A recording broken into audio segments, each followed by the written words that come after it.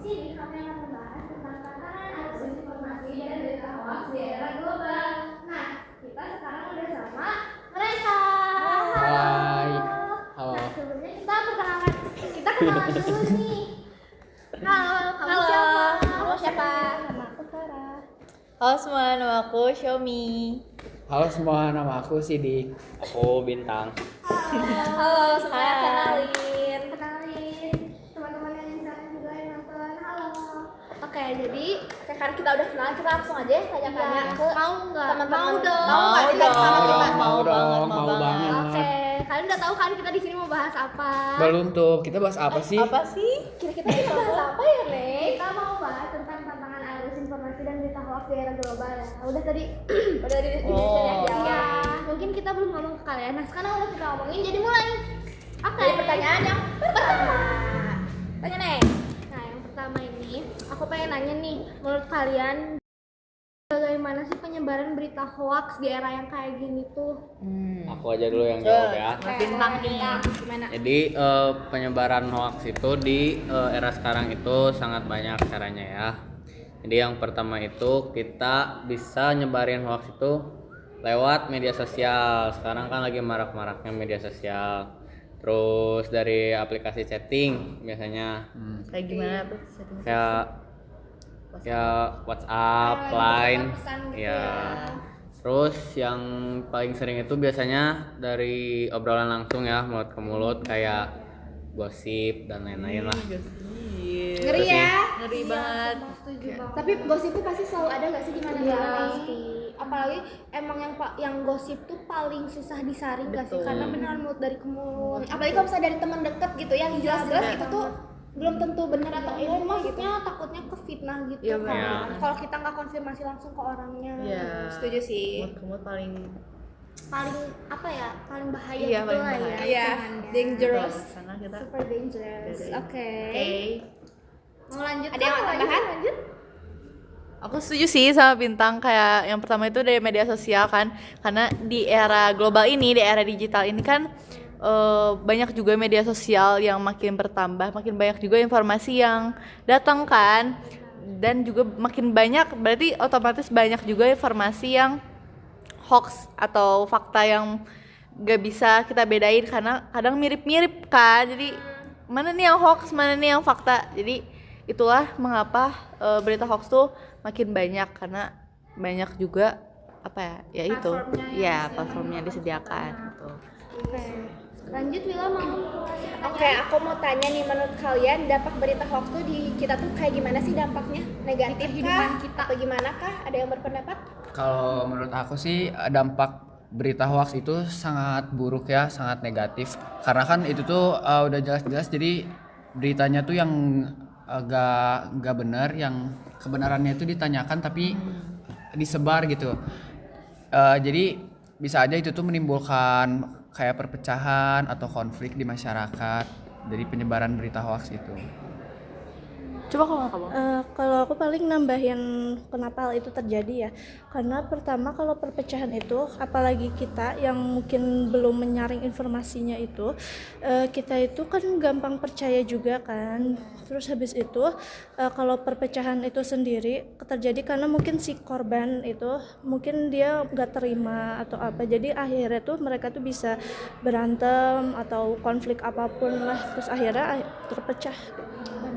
Jadi pasti dampaknya tuh ada perpecahan ya, Nek. Karena kan ada yang ada pihak yang dirugikan. Ada pihak yang dirugikan Pasti kayak gitu. selalu ada pihak yang dirugikan. Itu tuh udah dari pihak yang dirugikan itu bisa muncul konflik karena yang pihak itu tuh nggak terima kan. Iya. Apalagi kalau pihak itu tuh tahu siapa yang nyebar. Dan apalagi kalau misalnya berita itu berita hoax gitu ya, gak benar. Benar. Oke. Ada Udah, yang mau nambahin apa udah? Kayaknya sih cukup ya. Oke. Lanjut ya ke pertanyaan berikutnya. Menurut kalian kenapa sih berita hoax ini tuh mudah banget menyebar gitu? Dari aku Kalau menurut aku sih berita hoax itu mudah menyebar, apalagi kalau di zaman sekarang kan ada media sosial.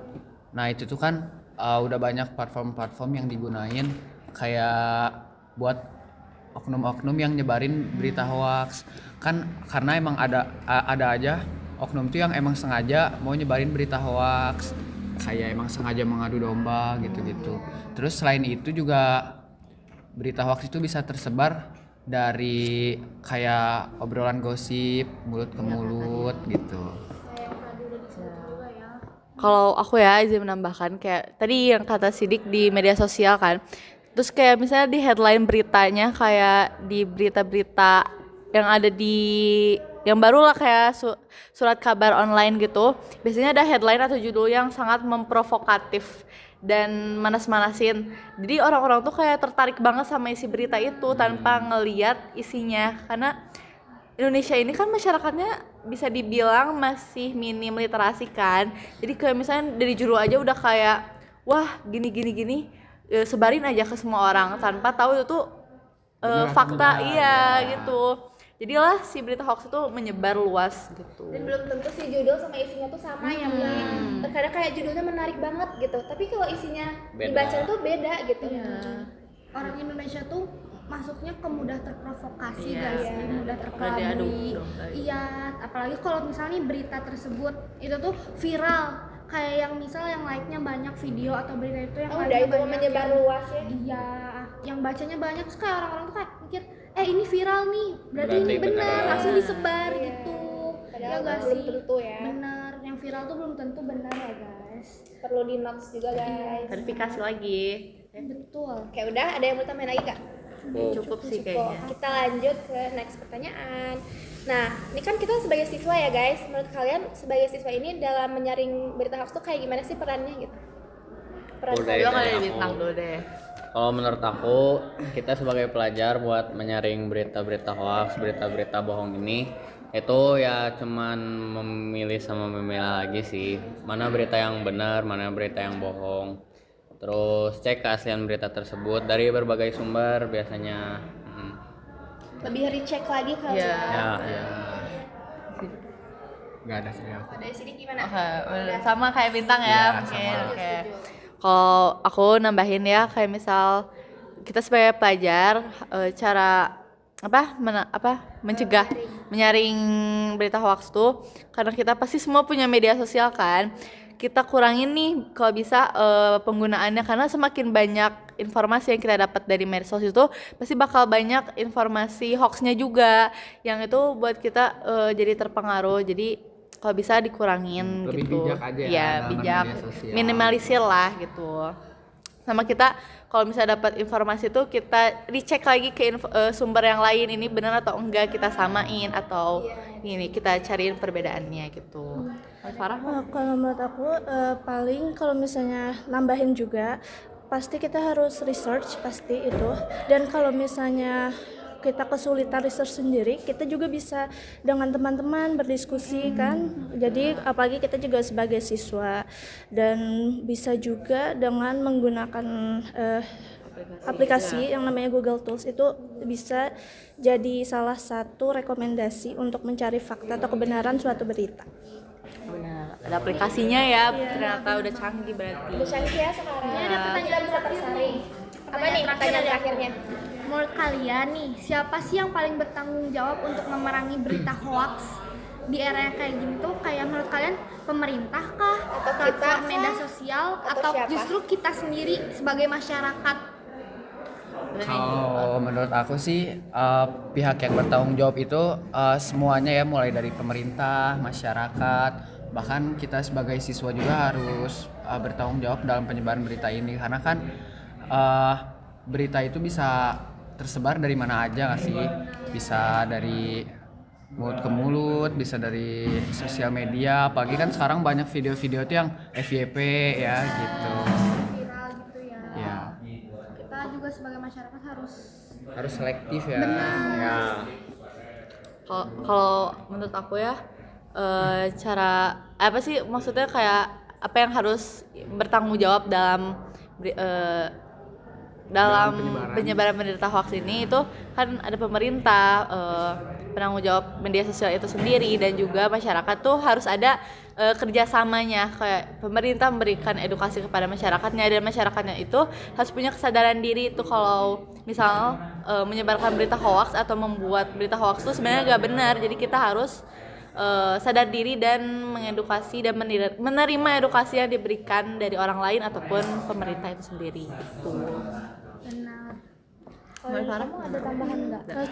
Cukup ya, karena sama semua pasti. Ya, karena ya rata-rata juga pasti yang bertanggung jawab tuh masyarakat, maksudnya yang bertanggung jawab apa ya bahasanya?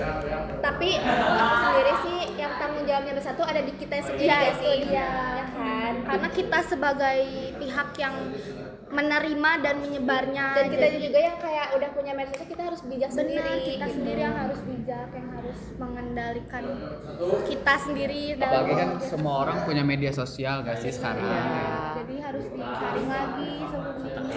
Media sosial tuh udah mulai banyak ya, maksudnya udah mulai bertambah-tambah. Jadi platform untuk menyebar beritanya tuh udah makin banyak, makin marak guys. Kita harus minimalisir penyebaran berita hoax tersebut. Kayak kita harus kasih tahu orang lain, karena kalau bukan kita yang ngasih tahu siapa lagi. Betul. Kalau bukan kita siapa lagi? Oke, udah sekian. Sekian dari podcast kelompok kami. Wassalamualaikum warahmatullahi wabarakatuh. Dadah.